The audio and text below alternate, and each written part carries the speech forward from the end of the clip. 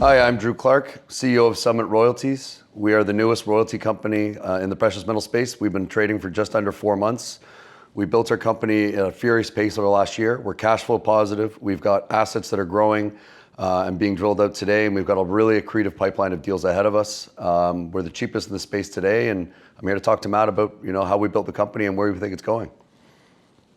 I think you just did it. Yeah. You just did it. That's a good summary. Yeah. Nick is on the block, obviously, and he comes shooting out of the block. I mean, you built a portfolio up double quick time. Where's that all that come from? So in May of last year, we acquired the portfolio from IAMGOLD for $17.5 million, 10 in cash, 7.5 in stock, making them the largest shareholder. A month later, we did an RTO with a company called Eagle Royalties. That brought in the bulk of our royalty count. Also 3,000 retail shareholders and 3 million Canadian in securities.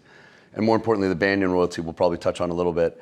And then while we were executing that RTO, we did a deal with Sprott where we bought the Madsen royalty, which is run by West Red Lake in Ontario.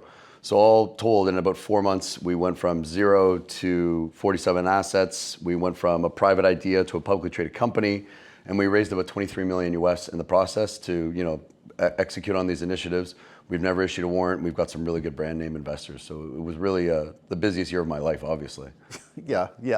Let's kind of get back to basics. So we're focused on precious metals, is that exclusively? We have a positive view towards copper and some of those other metals, Okay. but we're not here to do any electric metals, anything of that nature.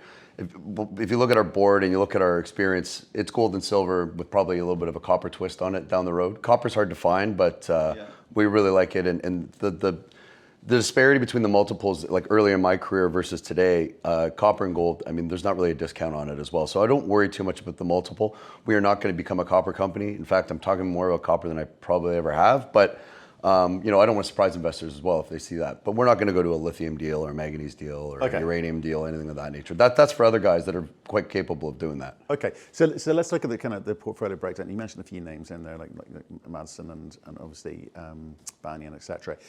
If I'm looking at the kind of ones which are paying out cash now, how many of those you got? We have 3 in operation right now. Okay. What's that look like? So Madsen is high-grade gold mine in Ontario. They're guiding for about 50,000 ounces this year. We have a 1% on that. 500 gold equivalent ounces come from there. We have a silver stream on Orezone, which is incredible. We get a 50% silver stream on that at no cost to us. They're taking that mine from 120 to 250,000 ounce run rate roughly by the end of next year. So we've got a passive silver stream there, and we have a minimum. I can speak to the minimum because they don't actually break out their silver, but we do get active monthly silver revenue. It's 37,500 ounces annually.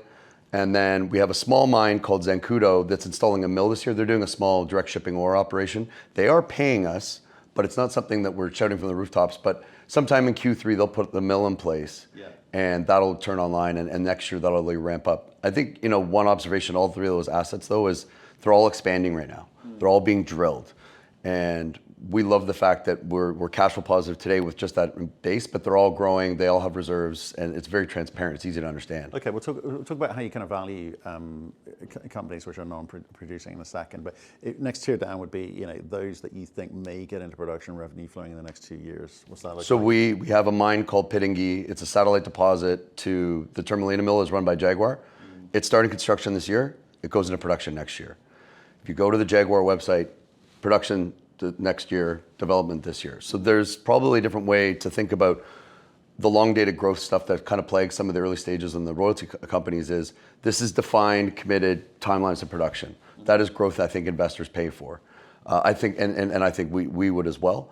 So that comes online, and then down the road in 2030 onwards, we like to represent what we know today based on publicly disclosed mine plans and reserves. But in 2030 onwards, we have a bunch of other assets that could threaten to be built or come online that could really add a lot of torque. And one of those you touched on earlier was the Banyan royalty, which it still doesn't have a PEA. They're drilling the snot out of the thing. They're doing a great job.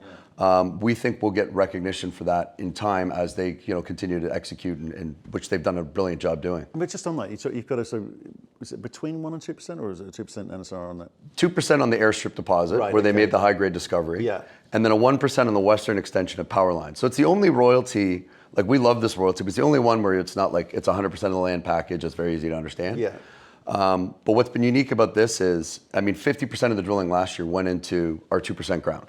Okay. And Tara's done an amazing job, and the team there of cleaning things up there. But that high grade starter pit, I think, has really propelled it from 20 cents to $1.40. I mean, when we first started looking at the Eagle portfolio, their market cap was probably 70 million Canadian. Last year they raised 55 million Canadian. So the move in that stock has been incredible, and no, we're excited to see where that one goes. So there's a kind of quick resume of the kind of portfolio in priority order. In terms of valuations, right? How do we value royalty companies? I think once you get to a certain size, most things in the portfolio get valued roughly the same way as far as brokers are concerned, and maybe even retail broadly. But getting there is the hard bit. You've come in with a very big portfolio really, really quickly, which is unusual because the years I've been, the last 5 years, 6 years I've been following royalty startups, the hard bit is getting to revenue. Then the next bit is like getting past sort of 5 million a year type revenue. Correct. To 10 million. You're kind of insignificant at that point, and there's people talk about takeout targets, etc. You sound more aggressive, more ambitious than that, and you've been able to access some pretty big projects in there. What's the future look like for you guys in terms of that growth? Well, I mean, the easiest way to answer is like where we were and where we're going. I mean, we came in at 90 cents. We're at $1.60 today as a reference. Our multiple is getting more to a level where we can start accretively adding to the portfolio. And as a royalty company, the number one thing that you have to tell everyone is we are going to grow on a accretive per share basis. That's the end. Every time I transact, my company is worth more. Management and directors own 15% of this business, so we really care about that. From a growth perspective, and I'm probably leading your question here, everyone's like, it's so competitive, how can you compete? I think we've got a team that knows how to do it. Between myself and my right-hand man, there's only 2 full-time employees. We've done about $2 billion worth of deals in the last decade. So my partner, Connor, comes from Triple Flag, where, over 4 years, he did, $500 million streams, bought Mavericks, for example, and did a couple of things. Between Connor and I, you've got 2 young hungry guys, or younger hungry guys. I don't consider myself that young anymore. I'm 42 as a reference, but 2 guys that have done it. And then the board, we have an unbelievable board. Everyone's built a $1 billion company, including myself. And the market cap today is about 85 US. So if you look at the team, you look at our institutions, and you look at our capital structure, it's a perfect vehicle to really execute on these things. And we've got a really busy pipeline. Like, we're saying no to stuff right now. So until I can't find royalty deals to do, I won't have a job. But well, let's talk about that, because there's a couple of things which kind of hold some of the younger companies who's starting off, and that's access to capital, the cost of that capital, and then, quite frankly, access to good projects, good royalties, or streams in your case as well.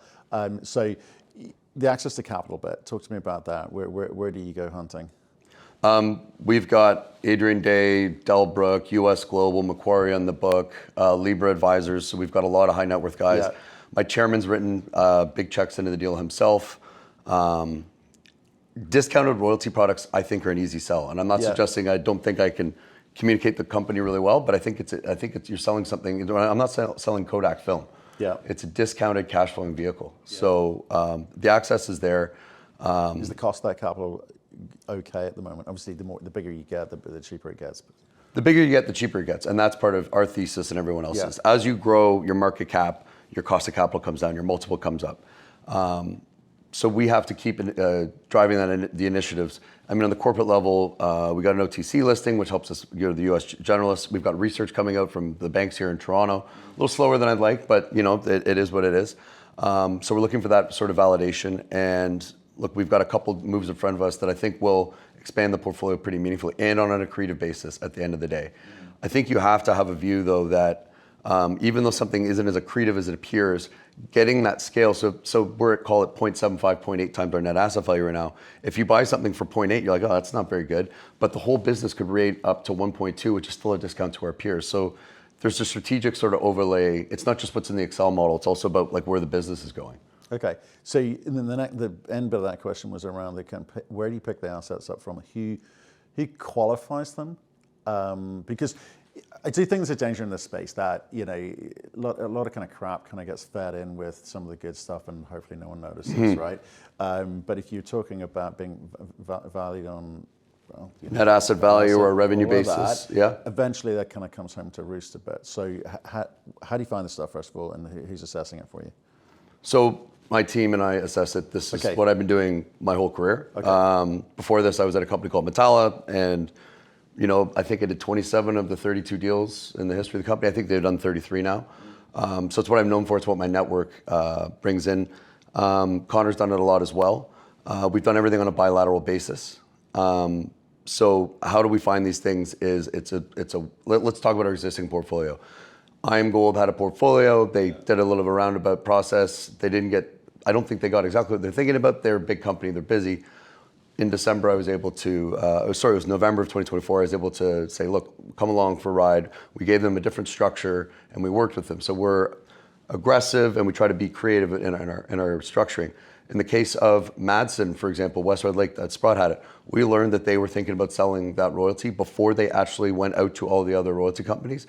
We sat there and we said, what's your number? How can we get there? So we preempted a process. So I'm using these as illustrations of how we've built it before. Can't talk about the stuff we're working on now, but what I can paint a picture for you is because we're trading at the valuation we're at, because we've got a very tight capital structure, some of these large companies that have beautiful balance sheets right now are actually calling us.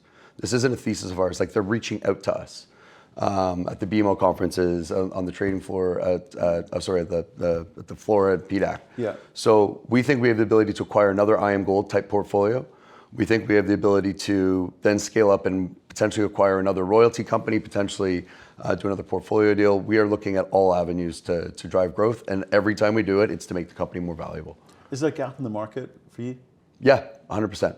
So if you think about what's happened in the machinations of all the M&A and the rumors that are out there, there isn't really much under $1 billion. Yeah.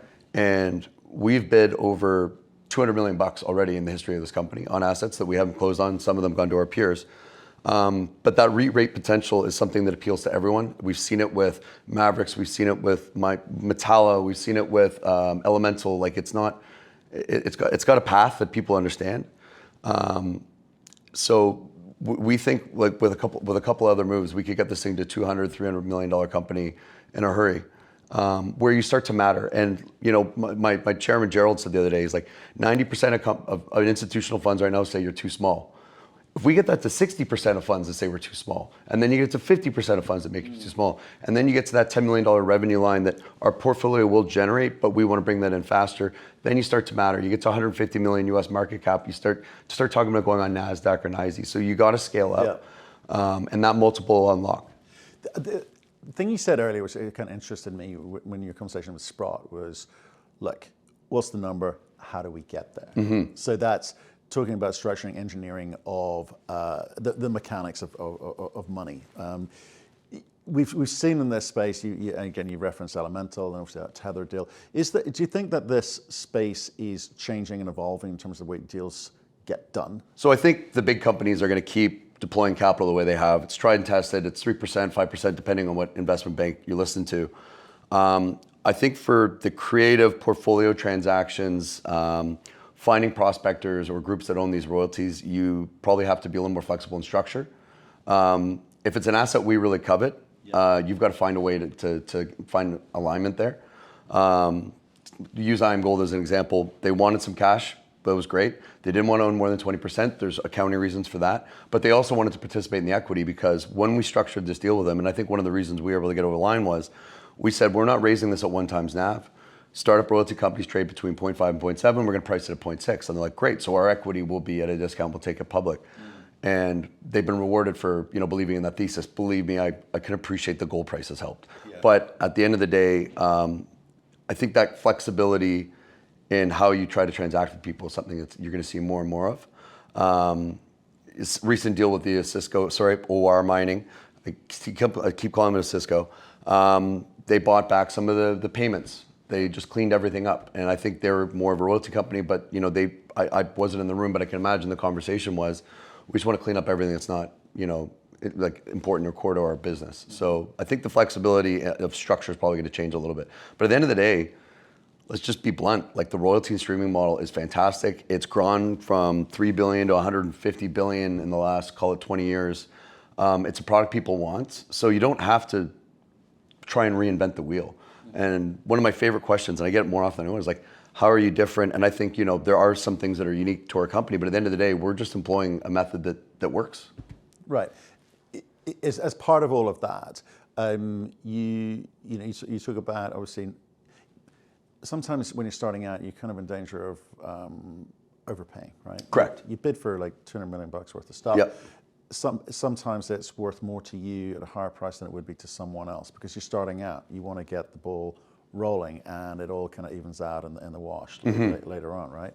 So how do you avoid doing that, or do you think that's necessary because it does even itself out in the wash, and eventually the valuations reflect that? So today not so impressive, but later down the line it's fine. Don't worry about it.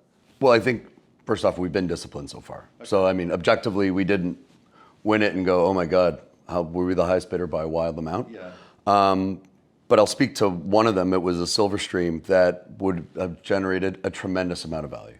So I think we had the right instincts. I think being a private company in the middle of an RTO makes it hard to transact. But we really executed well at the start, and we're like, we've got momentum. Let's keep moving.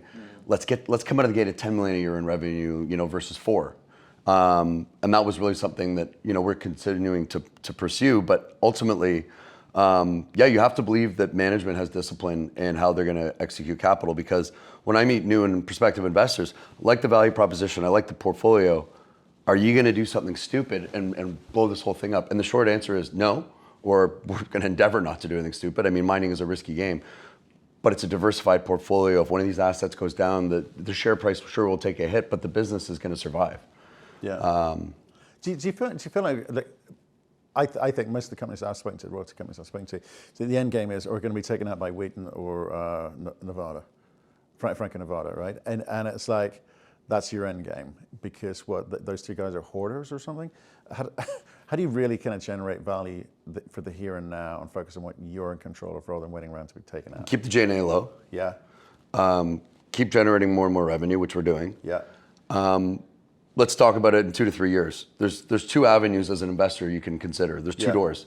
Both of them are fantastic. One, we really are as good at our jobs as you think we are, and this thing's paying a dividend. It's on the New York Stock Exchange. It's got lots of liquidity. The multiple goes up. That multiple is going to go up because all of our assets are have accretion initiatives in front of them, stuff of that nature. Or we find another dance partner, and I'll use an example from my colleague's old company at Triple Flag. When they bought Mavericks, the whole thing rated higher. Yeah. So if we were to be part of an M&A situation, we would want it to be where you got a $10 million business, we've got a $10 million business, now it's going to $25 million business, it can go in the index inclusion, it can unlock. To sell to a Wheaton, for example, and I'm not suggesting they would be like 0.2% of it? I mean, sure, you take the premium and everyone gets liquidity out of it, but I think that M&A outcome would probably make more sense to me as an investor and everyone else. But I think at the end of the day it's a really good business, it's cheap, and if we do get to build something special and we get to keep it, that's great. If we don't get to keep it, that's also great. Because scale and liquidity matter. Okay, you started strong. The good news, you got to keep going. That's right. So what next? We talked on some of it. We're going to keep evaluating lots of deals. Pipeline's really, really strong. We've got to get our messaging out to more people. Very few people know who we are. We started trading less than 4 months ago. We just got our OTC listing. So there's a lot of sort of corporate, bureaucratic AIFs and stuff like that we're going to be pushing on. And we're going to keep doing deals. This is a motivated team. I think we've demonstrated we know how to finance and execute, and we're going to keep doing it. Good enough for me. All right. Drew, appreciate your time. That was fun.